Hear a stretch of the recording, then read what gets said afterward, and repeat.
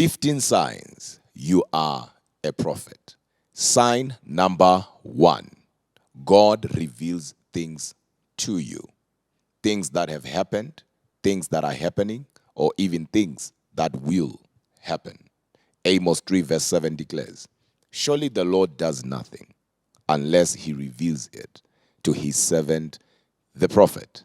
Sign number 2, you are constantly receiving confirmations from different men and women of God concerning the prophetic calling that is upon your life. Every time you see a prophet or a prophetess, they always tell you that you are called to be a prophet. Amos 7:14 declares, I was not a prophet, neither a son of a prophet, but I was a herdsman, a gatherer of sycamore fruit. But the Lord called me to be his prophet. Sign number 3, you love prophets, or you love the prophetic. You are just drawn to the prophetic. And that is because 1 Corinthians 14:32 declares that the spirit of prophets is subject to another prophet.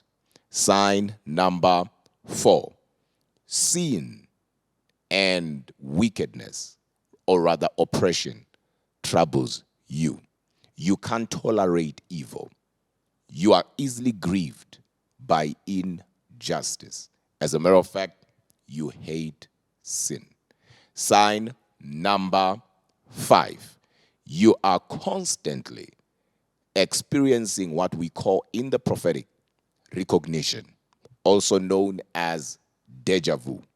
This is where you see people, moments, or even events, and you feel like you have seen them before.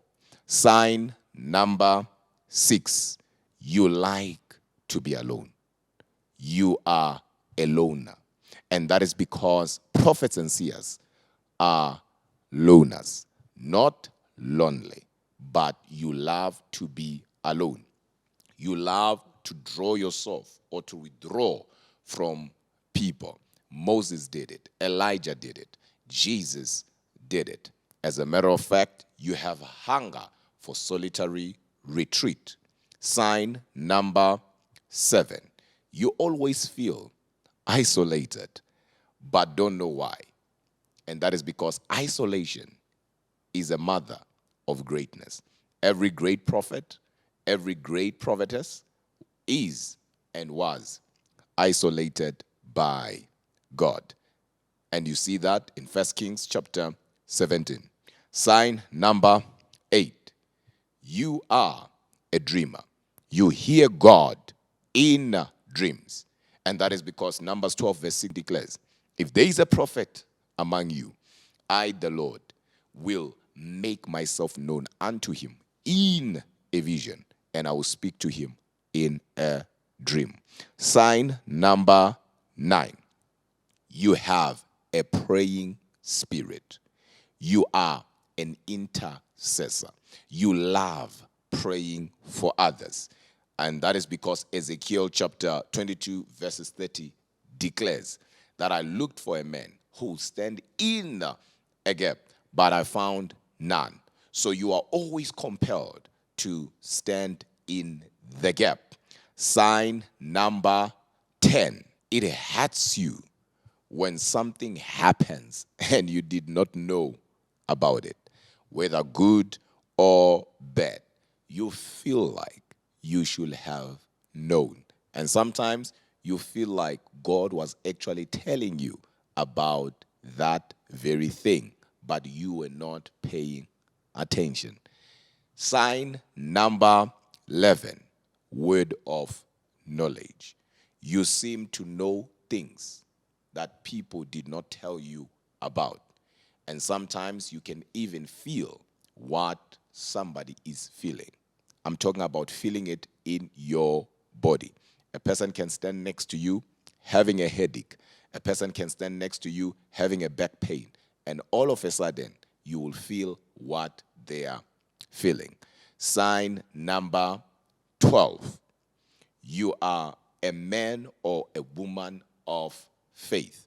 And that is because Romans 12 verse 6 declares that as we prophesy in and by faith. So you are a man or a woman of faith. Where others are seeing a dead end, you are seeing a breakthrough. Where others are not seeing a way out, you are actually seeing a way out. Sign number 13. You believe in miracles. You believe in the impossible. You actually believe that anything is possible. Sign number 14. This is very powerful, and please pay attention to this. You can easily shift from confidence to fear. Not because God has given you the spirit of fear, but because God is reminding you that you are still human. And we see that in the book of Samuel, when Samuel himself, according to the Bible, said, none of his words ever fell down to the ground. When Israel rejected Samuel, God said to Samuel, they did not just reject you, but they rejected me. But the same Samuel, when God told him, go and anoint David, he said what? I am afraid.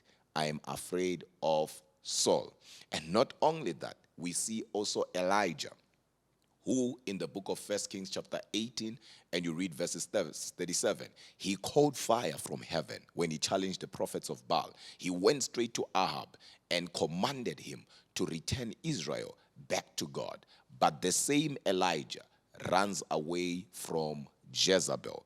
I mean, he called fire. I mean, he was so powerful. Why?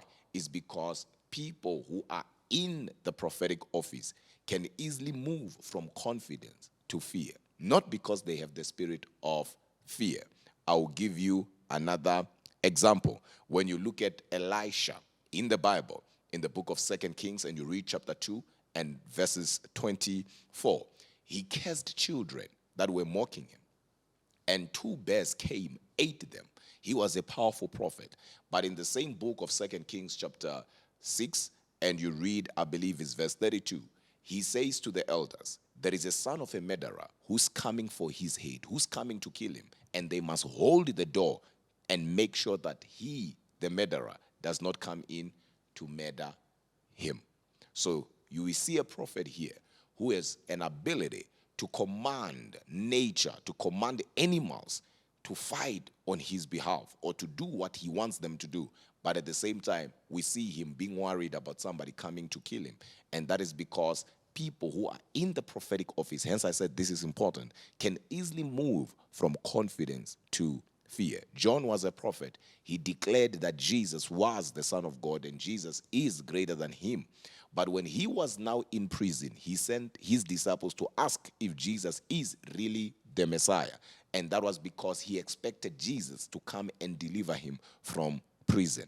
So he was once confident that Jesus was and is the Son of God. But when he was now in prison, he was shaken. Sign number 15. Your predictions come to pass. Each time you say something, it comes to pass. Each time you declare something, it comes to pass. 2 Kings chapter 4, we see Elisha talking to a woman, telling her that next year, according to the time of life, she will be having a child. And the Bible declares that it was so according to the word of Elisha. So he spoke and it came to pass, just as he had predicted. I know I had said 15 signs, but I will give you one more. Sign number 16. You are always pushed to talk. You are not a pretender. You are not somebody who compromises. When something is happening and it is not right, your spirit will push you to talk. And sometimes you will try your best to avoid saying a word, but you'll find yourself involved. And not because you want to be involved, but because you are pushed to talk or to address a matter. Sign number 17. You prove things with power. Remember Elijah? When he challenged the prophets of Baal, he said, we will see today who God is, who the real God is. And he went further and said, the one who shall answer by fire. Prophets love proving things with power.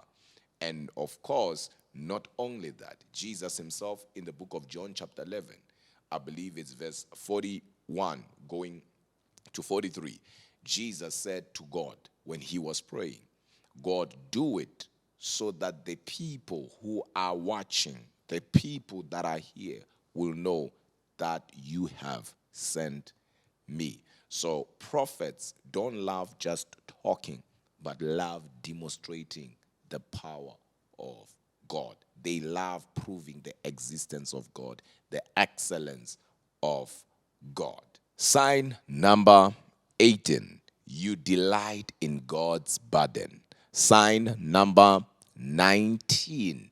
You are full of love and strict at the same time. Sign number 20. You love God's presence.